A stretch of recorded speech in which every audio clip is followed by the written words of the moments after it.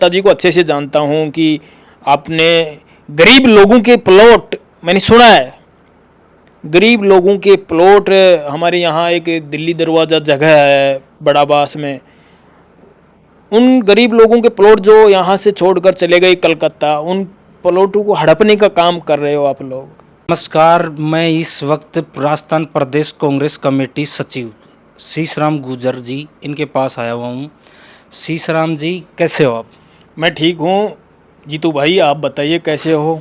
नेताजी, मैं भी ठीक हूँ। नेताजी, यहाँ आपका कोटपुतली बहरोड गृह जिला है।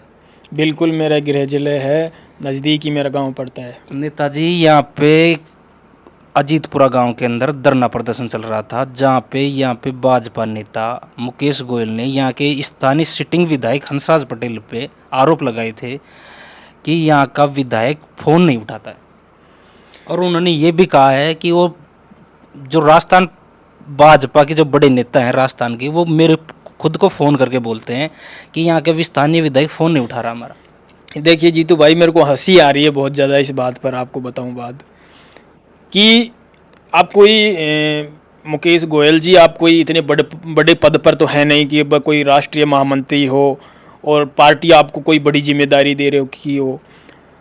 मैंने खुद ने देखा है कि आप जो पार्टी की गाइडलाइन होती है उसके खिलाफ जाकर आपने विधानसभा का जो चुनाव लड़ा है, पार्टी क्या नहीं जानती है। और रही बात हंसराज पटेल जी की, हमारे कोटपुतली के विधायक हैं, हमारे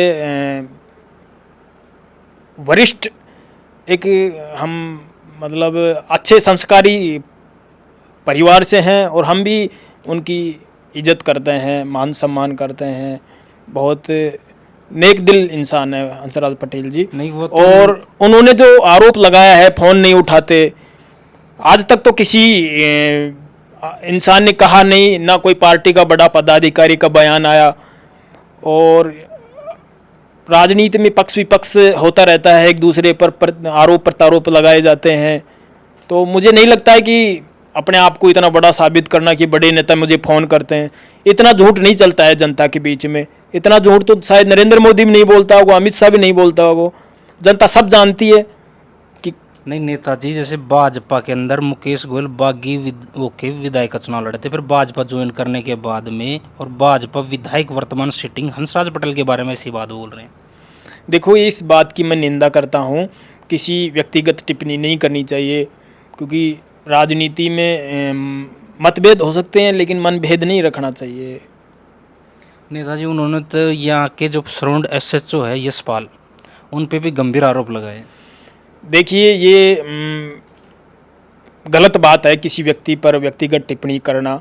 अगर आपका किसी ने कोई फ़ोन पर काम नहीं किया तो उसको आप गलत साबित नहीं कर सकते हो, क्योंकि यशपाल जी को मैं बहुत पहले से जानता हूं। जब उनकी सवाई माधोपुर मित्रपुरा बौड़ी में जब ड्यूटी थी, तो एक सवाई माधोपुर में एक गैंग चलती है, टिप्पर गैंग, जो ऑनलाइन गेमिंग का जो ठगी का जो पैसा आता है उसका भंडाफोड़ किया था इन्हीं SHO ने, जो अपने सराउंड लगे हुए हैं। और जब से ये इस इलाके में आए हैं, इस रोड पे पहले कितनी गुंडागर्दी हुआ करती थी, जो पाटन नीम का थाना रोड है, उनके आने के बाद में एक भी कोई ऐसी बड़ी घटना नहीं हुई। और जो इधर अफीम और जो गलत कारोबारी थे उनका भी भंडाफोड़ किया है। अब नॉर्मल छिटपुट घटनाएं होती रहती हैं, चलता रहता है, ये तो जहाँ पब्लिक रहेगी वहाँ घटनाएं तो आम बात होती है।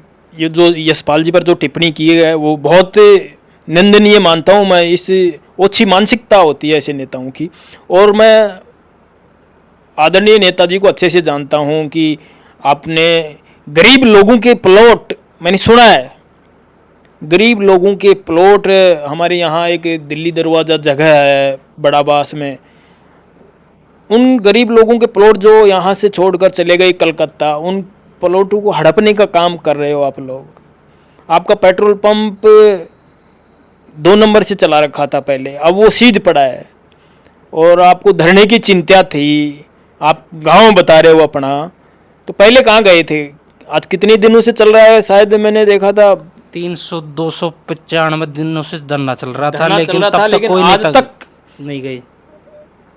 वो भाजपा के पूर्व नेता की कोई कोई फोटो हो, कोई वीडियो मैंने तो देखा नहीं है। आज उनको चिंता लगी है जब नहीं नेताजी, मैं खुद खबर करके आया था अजीतपुरा गांव के अंदर, उन्होंने खुद ने बोला था कि हमारे पास में आज तक भी किसी पार्टी का कोई भी नेता नहीं आया हमारे पास में।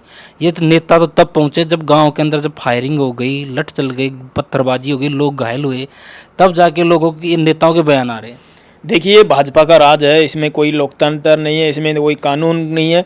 और दूसरी बात यह है कि आज तक वहाँ कोई नहीं पहुँचा और ये भाजपा की सरकार है, इसमें किसी भी गरीब परिवारों को कोई अन्याय नहीं मिलता है। मैं खुद एक बहन को न्याय दिलाने के लिए जो प्रताड़ित थी, उसका पति जो एक्शन था, उसको न्याय दिलाने के लिए मैं दर दर मंत्रियों अधिकारियों के दरवाजे खटखटा रहा हूँ और मेरे को परमिशन तक नहीं दी जा रही धरने पर बैठने की। मंत्री जी के निवास पर भी मैंने धरना दिया था, उन्होंने 4 दिन का आश्वस्त किया था मुझे कि 4 दिन में हम हमारी टीमें लग रही हैं, हमारी टेक्निकल टीमें लग रही हैं, हम उसको आरोपी को गिरफ्तार कर लेंगे, सलाखों के पीछे भेज देंगे।